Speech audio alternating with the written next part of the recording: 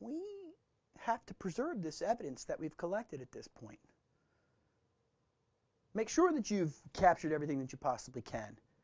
Make sure that you work in the order of volatility. And let's talk about powered on and powered off.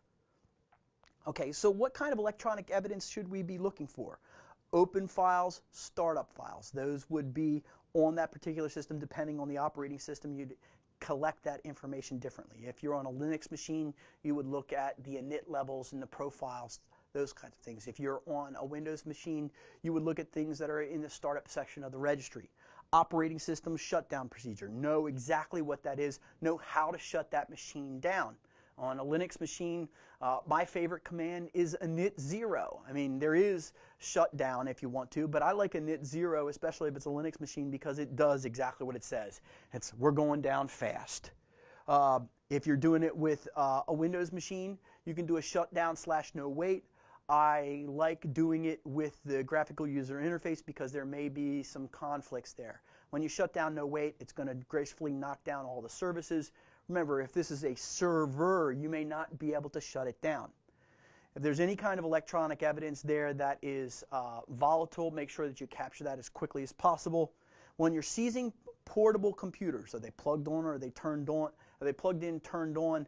And then what's the connector at the end? Remember, a Mac with a mag lock is very different than a Mac with a non-mag lock, and you have to be prepared for those instances and recover any of that. A lot of times what you'll see today is that they'll have docking stations for your laptops. If you've got a docking station involved, you need to take the docking station along with you.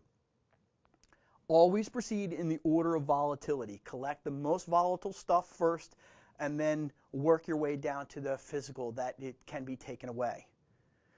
If you've got a powered off computer, do not turn the computer on. It may be booby-trapped at that point to wipe out files, and you need to know what that key sequence is in order to work that.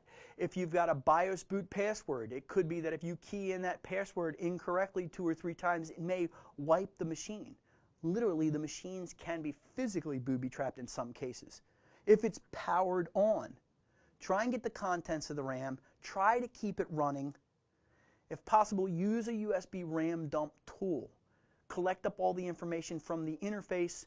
Remember, you're not running anything on the machine that can change the machine, and if you are, you have to document like crazy to know exactly what you've done. Dealing with open files and startup files. Malware put on computers will actually reinitialize itself, and it will actually insert itself into startup folders. So if we go from crime to malware protection of the organization, we're dealing with it a little bit differently. We're dealing with that computer and that environment a little bit differently because we're trying to figure out what the malware does, what it's doing right now, what it could potentially do to us in the future, and how do we prevent that. So we're looking at it more from a collect the information so that this doesn't happen again format of our computing environment. Remember, the first responder usually is going to collect that vital information from these files. Operating system shutdown procedures. Know how to do your shutdown procedure for that particular operating system. Don't take my word for it on init 0. Figure out what it is for you because you may know Linux much better than I do. Don't take my word for it on shutdown because there may be an appropriate command line procedure that you should be doing that works with your policy in your organization. By the way, if you on a Windows machine, if you actually go to a command prompt and execute all of your commands there, you can actually capture all of that information using, I believe it's DOSKey, that will actually tell you what the commands were that were typed in this command line session.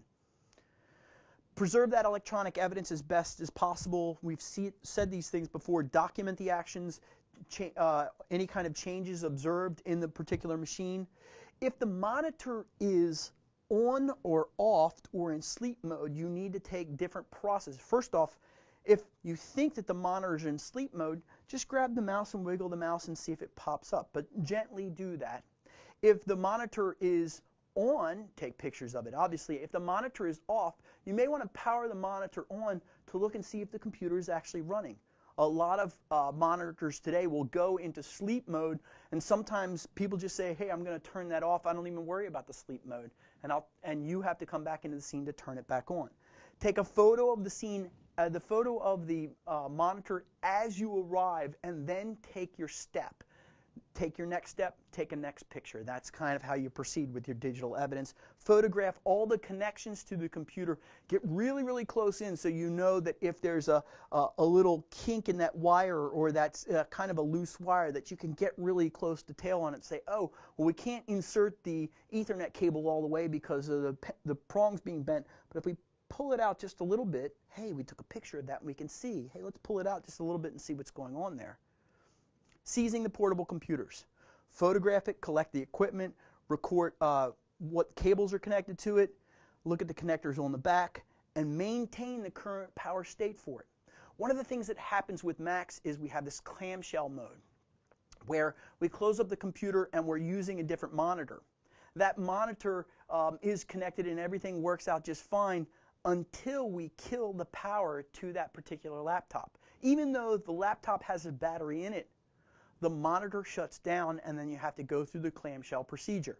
That by removing that external power supply, you may cause a problem with the clamshell mode and actually force the computer to shut down if they've reprogrammed the computer. Remember, you don't know how this computer is going to react because you didn't program it, so pretend like it's always going to react badly, and you'll be just fine. Packaging and transport.